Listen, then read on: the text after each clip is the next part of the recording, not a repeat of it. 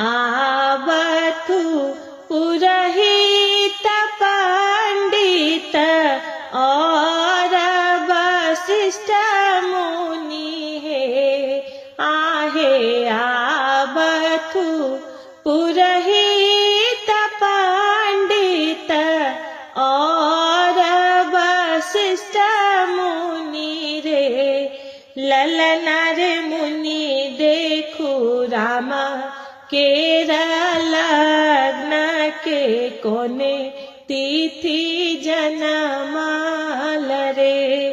ललना रे मुनि देखु रामा केरा लग्न के कोने तिथि जनमाल रे। नौमी तिथि